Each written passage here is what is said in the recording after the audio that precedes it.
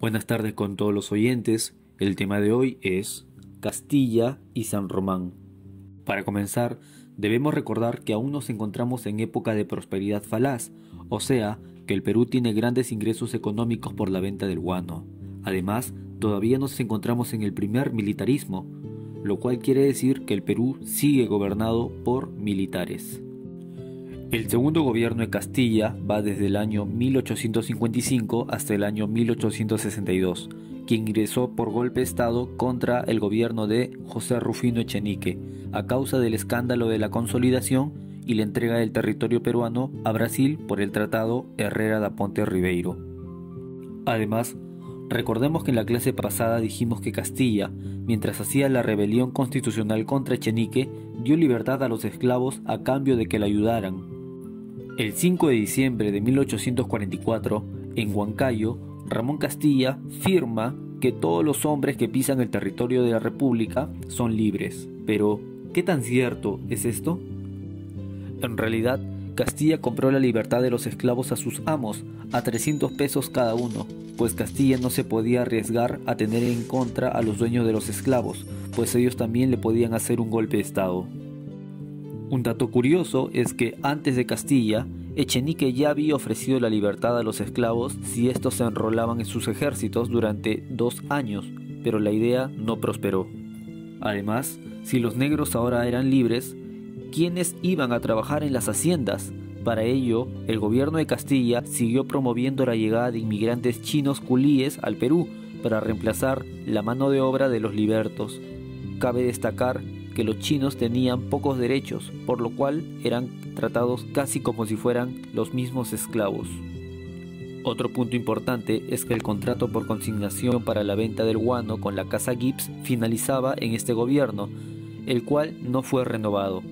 A cambio, se firmó otro contrato por consignación con los criollos peruanos, pues ellos alegaron ser hijos de la patria.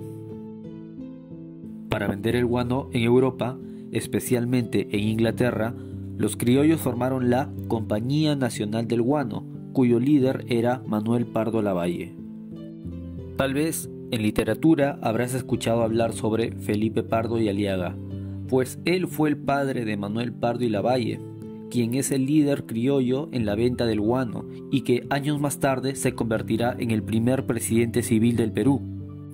Además, su hijo, José Pardo y Barreda, también fue presidente durante la época de la República Aristocrática. El gobierno de Castilla se puede dividir en 2 etapas. La primera fue la fase liberal, que va desde 1855 hasta 1858, y la etapa conservadora moderada, que va desde 1858 hasta 1862. Veamos primero la fase liberal. Castilla promulga una constitución liberal, pero lo hace para que el Congreso lo acepte como presidente, pues él en realidad no era un liberal. Dentro de este periodo estalla la rebelión de Vivanco, quien estaba apoyado por la Marina de Guerra.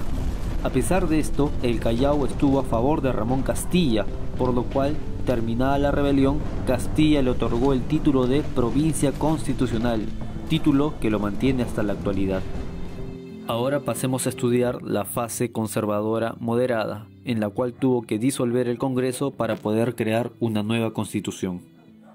Se promulgó una nueva constitución, la de 1860, la cual es la que más tiempo ha durado, pues estuvo vigente durante 60 años, hasta que en 1920 fue derogada por el presidente Augusto Leguía.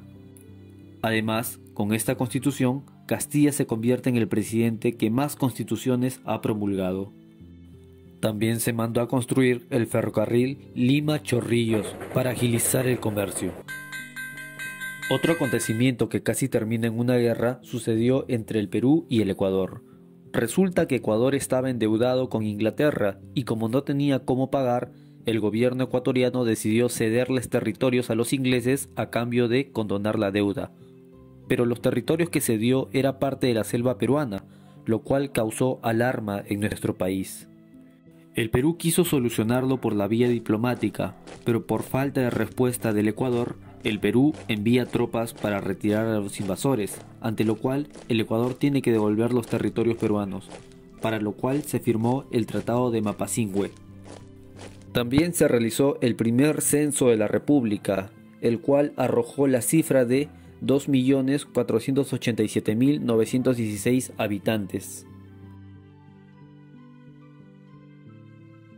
Ahora pasemos a estudiar el efímero gobierno de San Román.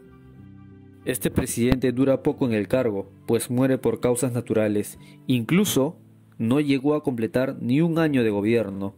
A pesar de ello, logró hacer algunas cosas de importancia, como adoptar el sistema bimetalista, o sea que tendríamos dos monedas, de oro y de plata. Además, estableció el sistema métrico decimal de medidas.